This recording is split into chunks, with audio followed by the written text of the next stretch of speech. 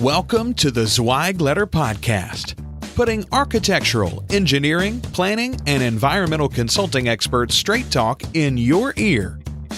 These podcasts deliver great interviews with industry leaders and Zweig Group's 3 decades of invaluable research, leadership, management, marketing, client, and HR advice directly to you, free of charge.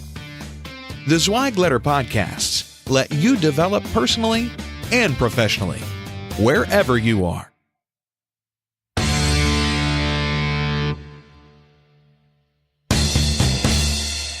Hey folks, this is Randy Wilburn with the Zweig Letter Podcast. I am here today with the second part of our Market Sector Madness podcast recording with Will Schnier. Will Schnier is the CEO of Big Red Dog, and Will and I had a chance to talk right before Thanksgiving and discuss a number of factors involved with the market sector approach to running a design firm as opposed to a geographic location-based design firm approach. And so Will had some amazing insight and some really good feedback on what he has experienced at Big Red Dog and shared it with us over these last 2 episodes. So here's part 2 of that conversation.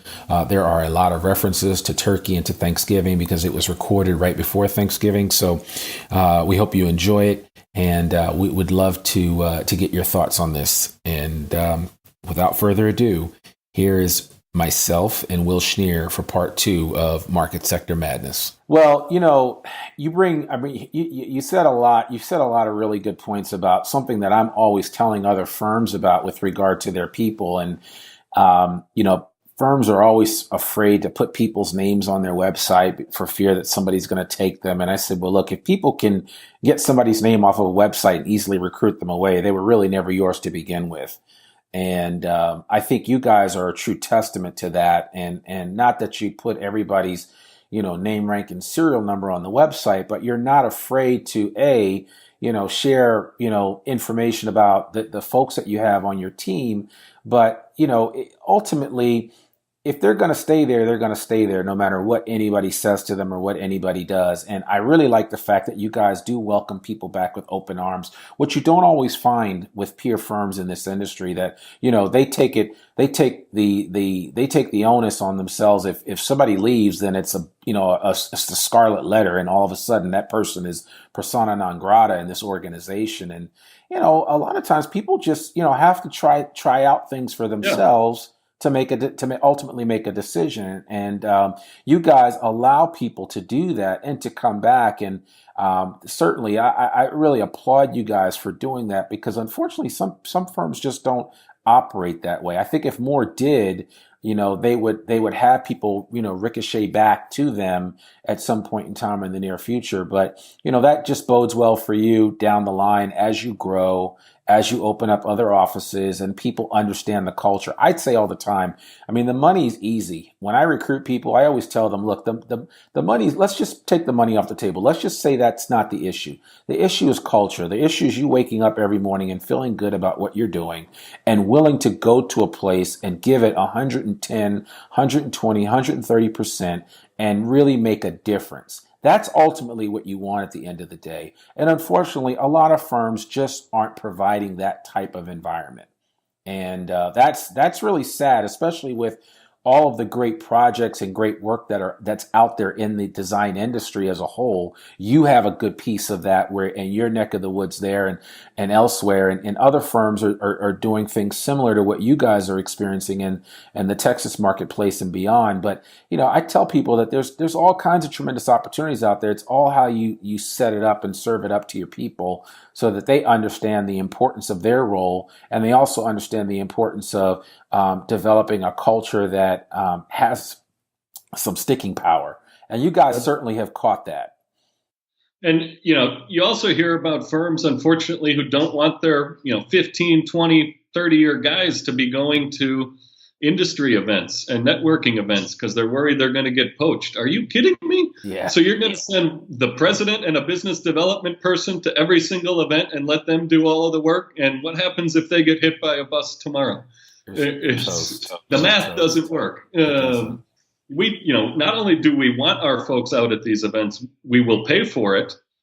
And, when, Vito Trupiano in our office goes to a real estate council event, he never just says, I'm Vito. He says, I'm Vito with Big Red Dog. And he mentions two brands. He mentions his own personal brand that he gets to take with him wherever he goes.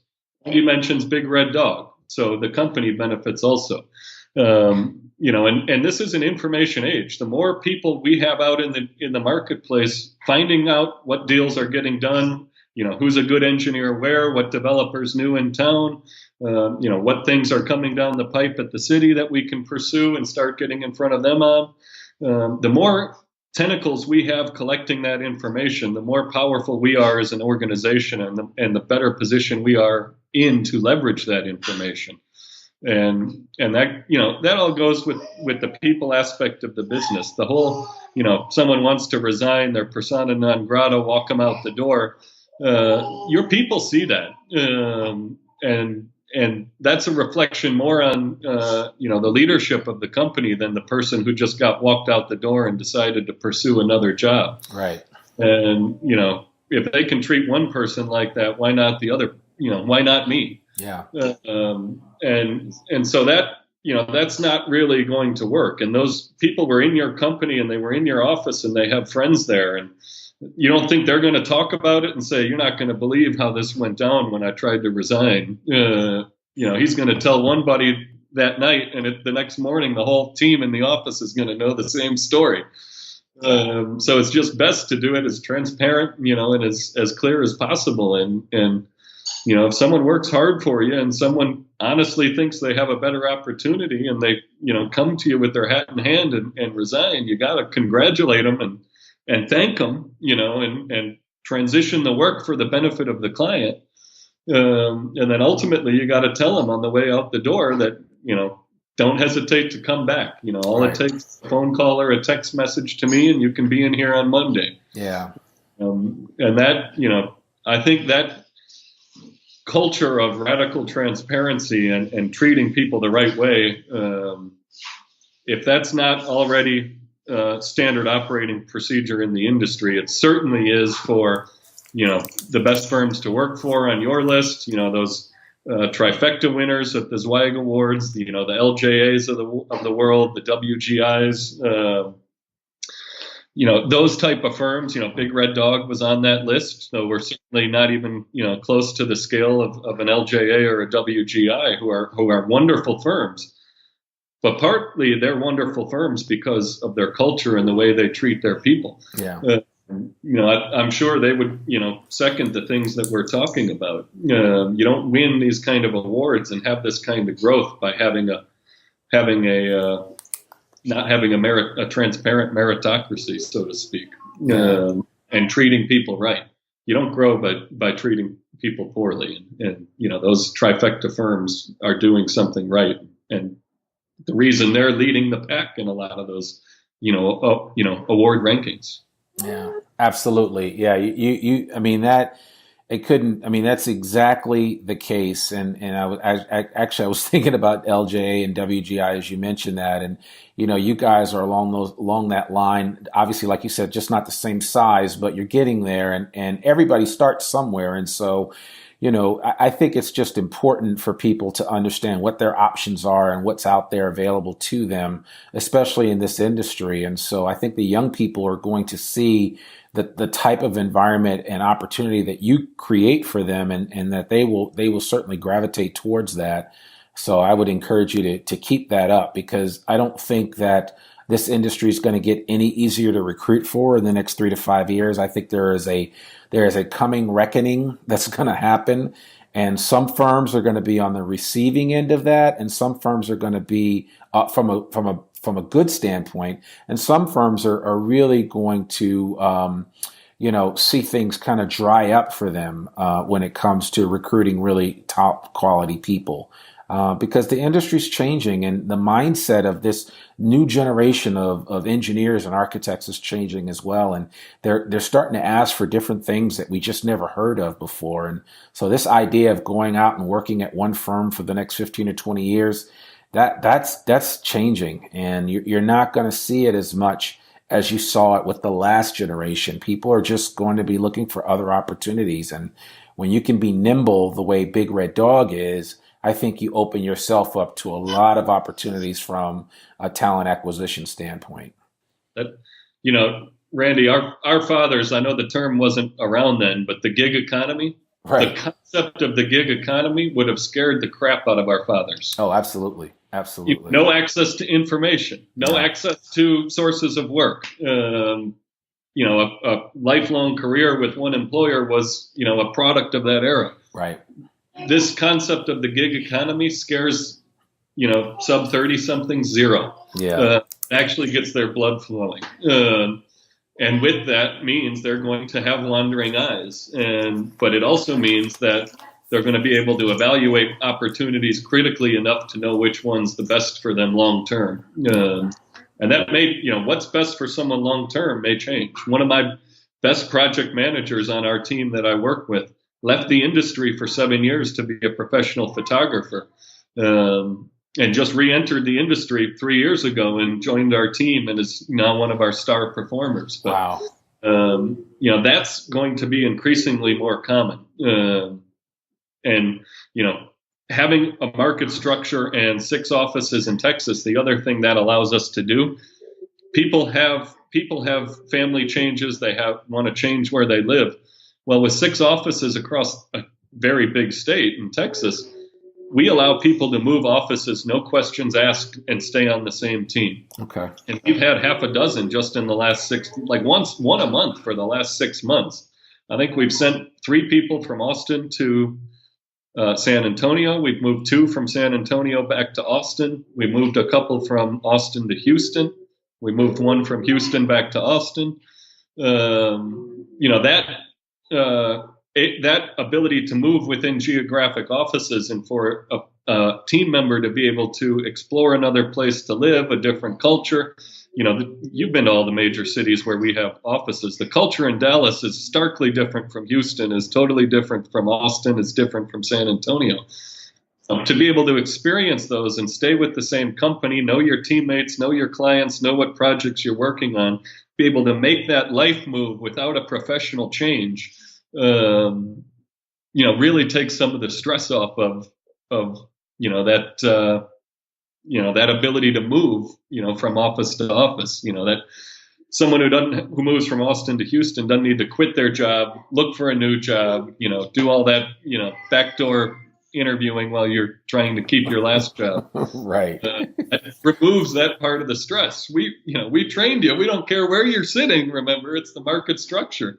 I have found, as the CEO, I'm in every office quite frequently. That same ability to hop around the offices now exists at every level of the company, to a lesser extent, more permanent extent. But, someone who lives between Austin and San Antonio could spend 2 days a week in Austin and 3 in San Antonio and work out of both locations on the same team. It's, the offices in the company are set up that way now. Yeah, that's and that's amazing. That's unheard of. And I used to do a lot of work for a firm that you used to work for, Carter and Burgess, and back in the 90s, outside of the leader of a company or of a particular office or of a group, that was like unheard of. You would never see that with your mainline engineers and architects and entry level folks. They just did not have that kind of flexibility 20 years ago in this industry, and even still today, some firms don't allow that, and so just to have that is huge. 2 years ago, we didn't have that. I mean, we started seeing people asking and realized we need to make this an open door thing. And yeah. You don't have to ask. You can just tell us, I want to move to the San Antonio office in 90 days, and you're there. Yeah, that's you it. don't have to get new healthcare paperwork. You don't have to get new direct deposit paperwork, nothing. Yeah. Just pick up your desk on Friday, and it'll be ready for you on Monday in the new location. That's awesome. It's great. That's awesome. So, well, listen, I mean, with that information, and we talked a little bit about the gig economy, I'd be curious to get your take on what you see in the tea leaves for 2018 as we kind of round out this conversation. What are your thoughts for what's going to happen, both for Big Red Dog, but also at a larger level for the industry?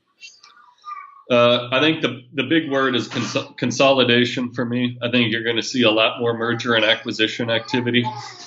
The work is not difficult to find right now, and I don't want to seem overly optimistic about the economy because one wrong tweet by @POTUS could derail the whole thing.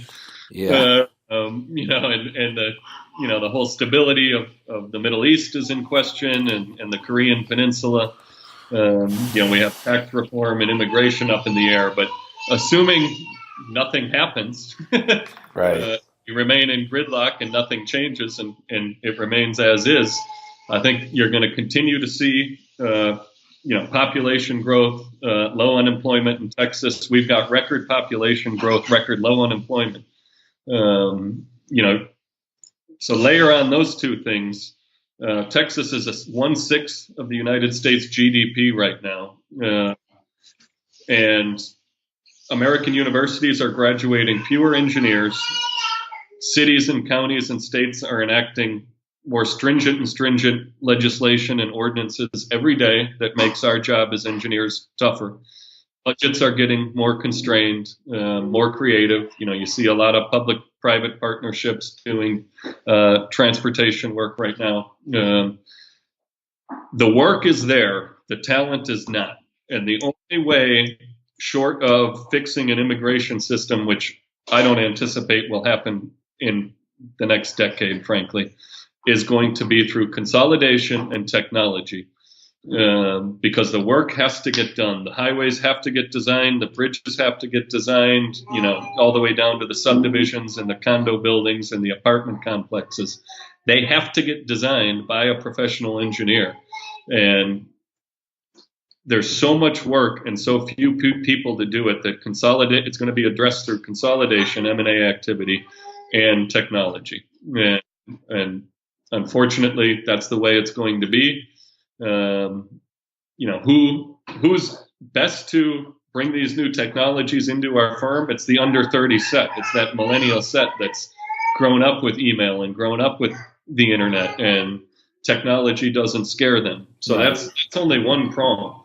But you already see it with consolidation everywhere. What are there? Half a dozen deals announced every week in this industry alone? It seems like it, yeah, and it continues to grow. And like I said, we closed on one last week that we're going to announce the Monday after Thanksgiving, and we've got several more, in the pipeline that we're looking at. That's not unique to Big Red Dog. We're a small player in the M&A game, hoping to get bigger. The 400 or 500, 700 person firms and up all have, a whole deal pipeline and a whole team looking for that deal pipeline. And you can justify a lot of it through the need for, acquisition talent. The need to get the talent, period, will drive some of this acquisition activity. What the jargon is acqui-hire. Acqui-hire. I like that. The people. Just to service the clients you have, not necessarily the clients in the firm you're buying. So it's, I think you're going to see that as the two defining trends in 2018, assuming the economy stays strong. A catastrophic event in the economy could loosen up the labor market a lot. Yeah. And then winners and losers much more starkly than, big winners and slow deaths for the firms that aren't progressing. Right. No, that makes perfect sense. And I agree with you wholeheartedly. It certainly doesn't make our job as recruiters any easier. I just think that people just need to be a lot more creative about how they approach individuals. And you have to have something worthwhile to approach them about. It's not I've just got a new opportunity for you. It's something you should consider. But the approach has to be a lot different. And our approach has drastically changed from the way that we recruited in the past. And so whether you're recruiting or whether you're just doing business development, you've got to be thinking of things from a different perspective, and you've got to take a different tact and approach to it, because times are changing. And if you don't change with them, you will become increasingly irrelevant. That's right. That's right. Yeah. That is, there's a whole lot of truth to that. as engineers, architects are a little better than engineers in terms of adapting to change and adapting to technology. But engineers are risk averse. They don't want to be, in a leading position. They want to be perhaps a not late adopter, but, not an early adopter either. Right. Certainly on the cutting edge. And, one of the firms that I respect a lot, I won't say their name so that the listeners don't beat a path to their door and raise the price. But, one of the firms I admire a lot has done a whole lot in virtual reality site visits and virtual reality site tours and building tours. So if I'm sitting with a client in a conference room, I can take them immediately to the project site with the Oculus goggles and look at what we're talking about, not just look at some still photos or some cell phone camera video. And I think, if not 2018, that's going to be a full blown, that's going to be as important as Revit was, for MEP and structural engineers 3 years ago. That's going to be as important for civil engineers by 2020. That if you're not doing that, you're not getting the best deals in town because, that's one way technology will help the labor shortage. If I can, avoid multiple hours in the car going to a site, if I can virtually be at the site from my conference room, imagine how powerful that's going to be. That's going to be huge. That's going to be huge. From a marketing perspective, from a production perspective, you can have the structural engineer looking at the member in 2 seconds instead of waiting, 3 days for him to get out there.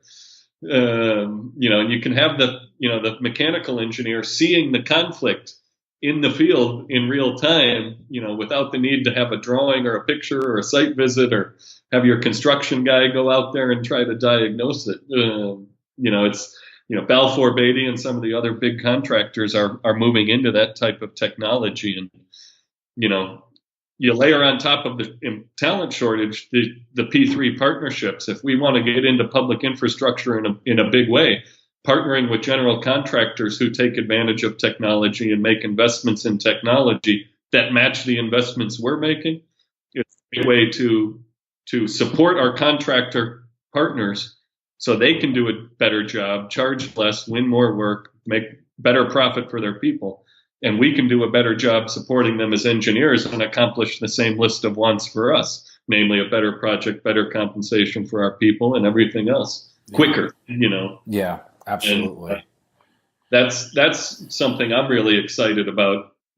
I think we're going to have, VR consults, get your man Sanjay. Don't you feel like you're cheating on Sanjay today here? I thought the next pod would have Sanjay. Yeah, I need to get him out here. I try to podcast with a contractor. Yeah, I try to expose him as much as possible to different things. And lately we've done a number of episodes where he and I have talked, and certainly I need to get him on I have to figure out how I can do that with this Skype. So that all of us can be participating at the same time. So I'm sure there's a way to do that. So, but man, Will, I really appreciate this. I know you're taking some time off to be with family this week for obvious reasons. So just the fact that you would take some time to be with us on the podcast and just kind of share your insights and thoughts. Not just on the market sector approach to running your firm, but just where you see things where you see things going in the design industry in the near future. I really appreciate you taking the time to do that, and I can't thank you enough.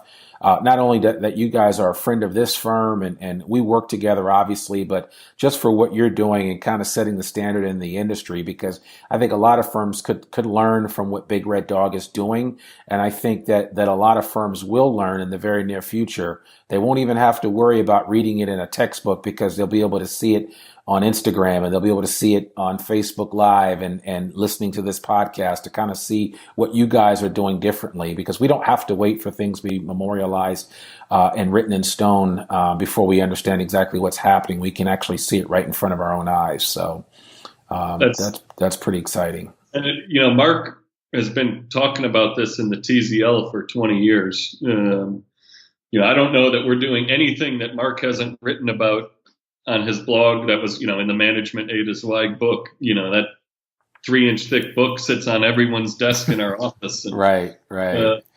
If you actually read every one of those posts and do 1% of them, you'll pass Big Red Dog because the advice is there. You just got to do it. So, I've always been an admirer of Mark's business theory as it relates to the industry, and being able to work with your team on that has been very rewarding.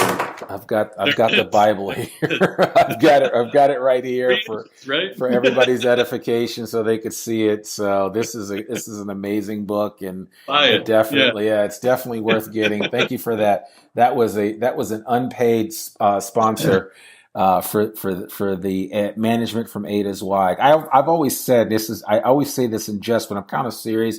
If there was some way we could hack into Mark's brain and just take out all of his knowledge over the 38, 39 years that he's been in the design industry, and like you said, if you just do 1, 2, 3% of that, you will have a level of success that few firms will ever scratch the surface of, just because there's so much good information. And that's not to tout our own horns, but I mean, this guy has forgotten more than most people will know. So certainly is helpful. And you guys are a living testament to that with your success and the advice that you've taken from him and used it to grow. So I certainly applaud you for that. And again, thank you so much for coming on the podcast. And I really appreciate it. And tell the little guy we appreciate him being on the podcast as well. So we like I said, we are a family friendly podcast, so we take all comers. So it's all good. Good. Well, thank you for having me and the whole crew. Happy Thanksgiving to the whole crew there in Fayetteville and where you may be dispersed this holiday week. And congratulations on a great 2017 for you guys. And thanks for letting us be a part of your success too. Absolutely. Hand in hand. Yeah, I appreciate that. Well, folks, we have changed the game when it comes to offering you a free copy of the Zweig Letter. Now, we are just giving you a free annual digital subscription to the Zweig Letter. That's right, you heard it, free. Just visit zweiggroup.com and sign up. No special links or landing pages or anything required for you to sign up and get this free digital subscription. Our gift to you is a free weekly copy of the best newsletter in the design industry. And if you'd like to sign up your whole company for free, just email us and we'll take care of the rest. As a reminder, all Zweig Group media programs like this one are available in both podcast and in some cases video format, free for download on iTunes, Stitcher, SoundCloud, and YouTube, just to name a few places. A link to all of this information, including contact information for our guest, Will be in our show notes. And we'd love it if you'd go to iTunes or wherever you tune into the show and give us a 5-star rating and share this link with a friend. Remember, sharing is caring. I'm Randy Wilburn, and you've been listening to Zweig Group Media, part of Zweig Group. Remember, we exist to make you more successful. Bye for now.